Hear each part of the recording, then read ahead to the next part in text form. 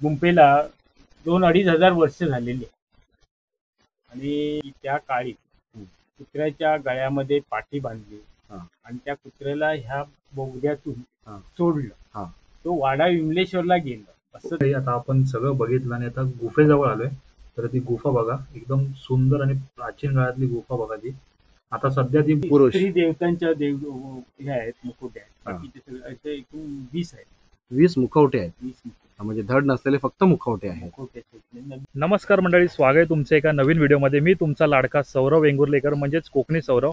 तर मंडळी, परत आपण व्हिडिओ चालू केलाय. तर आपण तांबडे गावात आपलं गाव आहे आणि तिथे आपलं घर आहे. तर कुणकेश्वरून जाताना आपला एक भाऊ आहे अमित वेंगुर्लेकर, आणि त्याने आपल्याला एक सुचवलंय मस्त प्राचीन गुफा आहे. आणि त्या गुफेमध्ये नंदी, अजून खूप प्रकारचे काय काय आहेत. आता आपण वरती जाऊन ते बघू. आणि कुणकेश्वर मंदिर इथून फक्त 2 मिनिटावरती आहे. मग आता तुम्हाला मी थोडा वरती आलो. तर ही जर मागे बघू शकता, तर इथून ही वाट आहे सगळी अशी येण्यासारखी. जाताना मी तुम्हाला नक्कीच दाखवतो ती वाट आणि कुठून एंट्री करायची त्या गुफेसाठी येण्यासाठी. तर आपण आता वरती जाऊ आणि बघूया ती गुफा. तर राहा पुढे परत शेवटपर्यंत. आणि आता बघूया इथून पूर्ण असं बघा, चढण्याला पूर्ण वाट आहे ती बनवली.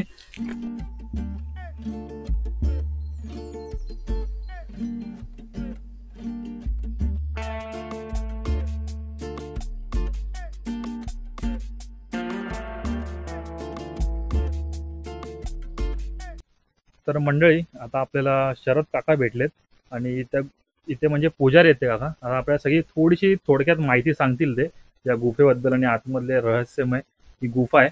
आता बघूया ते मामा थोडक्यात आपल्याला सांगतील काय काय आहे ते. तर मामा नमस्कार. तर आपल्याला थोडीशी माहिती द्या या गुफेबद्दल. हे प्राचीन आहे, म्हणजे त्याला ह्या गुंपेला मूळ पांडवकालीन आकार म्हटला जातो. आणि तसं ते वीरभद्र भद्रकाली वीर मांडकरी म्हणून पण त्याचं स्थान आहे. तर ह्या गुंपेला 2-2,500 वर्ष झालेली आहे. आणि हे जी काय ते पूजा अर्चे जे करायचे ते आमच्या आजोबांना पण आम्ही बघितले नाही, पण आजोबांपासून जे काय मला माहिती आहे ते आम्ही आपली त्याची सेवा करतो. आणि जसे आपले आता ते कुणकेश्वरला हे मोठं स्वयंभू देवस्थान आहे आपल्या कुणकेश्वरला, तसे तिकडचं मान वगैरे काही असेल कार्यक्रमाला ते इथे पण येतात का? हा, इथे वर्षातून 3 वेळा इथे देवाची राहटी सहित दिवा घेऊन, एक छोटी दिवाळी, 2 नंबर मोठी दिवाळी, आणि तिसरं न्हावाण देवाचं, ते पालखी काढतात त्याला मग आपल्या फाल्गुन महिन्यात त्याच्यात होळीची पालखी काढतात. ती पालखी महापुरुष ब्राह्मणाजवळ येते. अच्छा. आणि तिथून ते पाणी, त्याच्या अगोदर ते पाणी देवाचं न्हावाण म्हणून बसतं. अच्छा. ते 12-5 मानकरी वस अच्छा इथे घेऊन येतात आणि इथे स्वच्छ करून वगैरे त्यांना ते वर्षातून 3 वेळा 12-5ची घाटीची देव. अच्छा अच्छा. आणि आता ही पूजा तुम्ही सकाळ संध्याकाळ तुम्ही इथे पूजेचा मान सध्या तुम्हाला आहे, तुम्ही पूजा करता? आमच्या तुमचंच आहे, पिढ्यानपिढ्याच आहे. हो. तर कसं आहे की आता मी एकटाच असल्यामुळे जसं मला वेळ मिळेल, आता मी जास्त रोजच करतो तशी. आता बाहेर गावी कुठे गेली, अडचण आली की ते करता येत नाही. आणि इथे हे फार मोठं पावित्र्य आहे इथे स्थानात, इथे काही गोष्टी. बरोबर आहे. आणि ह्या गुहेमध्ये जी आणखीन एक उजव्या बाजूला जी गुहा आहे, त्याची आख्यायिका काय आहे? आख्यायिका अशी आहे की आमच्या त्या कुणकेश्वर महास्थानाने ते पुस्तक छापलंय.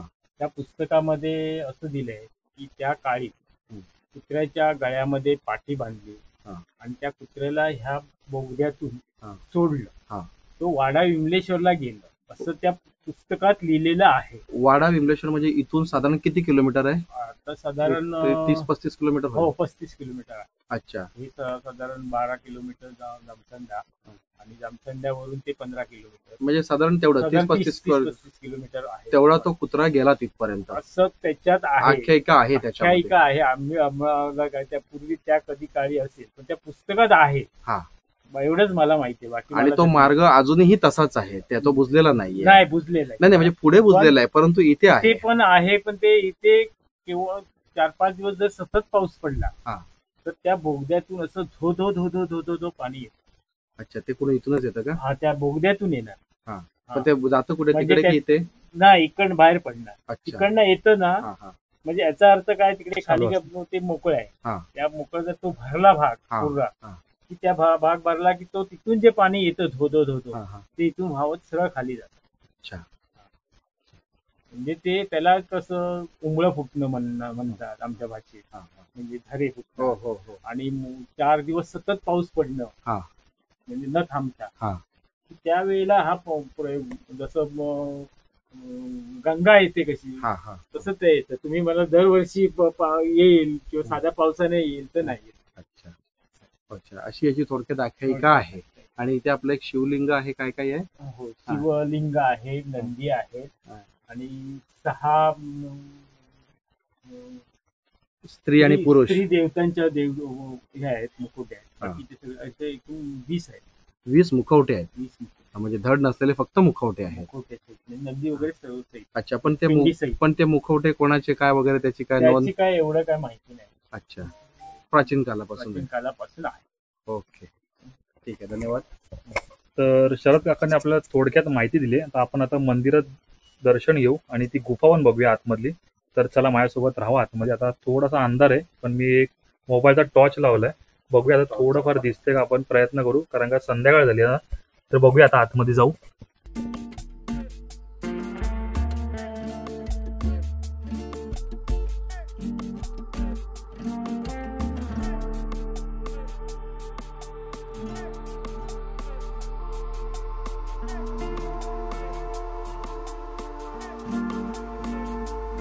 शिवलिंग आहे, नंदी आहेत हा.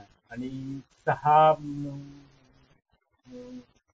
स्त्री आणि पुरुष स्त्री देवतांच्या हे आहेत, मुकुट आहेत. हा. बाकीचे सगळे असे एकूण 20 आहेत. 20 मुखवटे आहेत. 20 मुकुट म्हणजे धड नसलेले फक्त मुखवटे आहेत. आहेत. नंदी वगैरे सर्व सहित. अच्छा, पिंडी सहित. पण ते मुखवटे कोणाचे काय वगैरे त्याची काय नोंद? त्याची काय एवढं काय माहिती नाही. अच्छा, प्राचीन कालापासून. प्राचीन कालापासून आहे. ओके.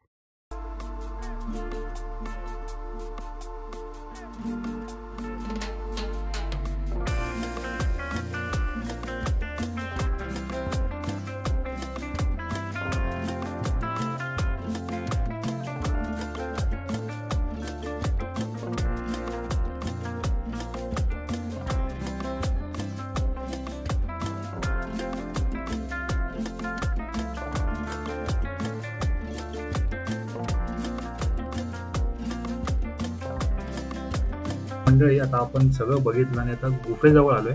तर ती गुफा बघा, एकदम सुंदर आणि प्राचीन काळातली गुफा बघा ती.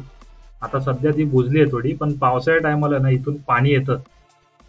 आपण चुकून आपण तिकडे त्या व्हिडिओला आलो पावसाळ्या टायमाला, पण तर येऊ इथे आपण एकदा बघूया आणि तुम्हाला मी दाखवतो. आता बघा गुफा बघा मागे.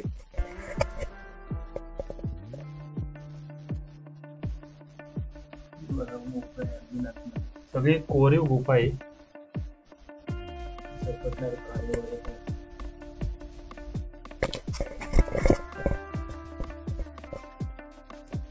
आता आपण बाहेर जातोय गुफेतून.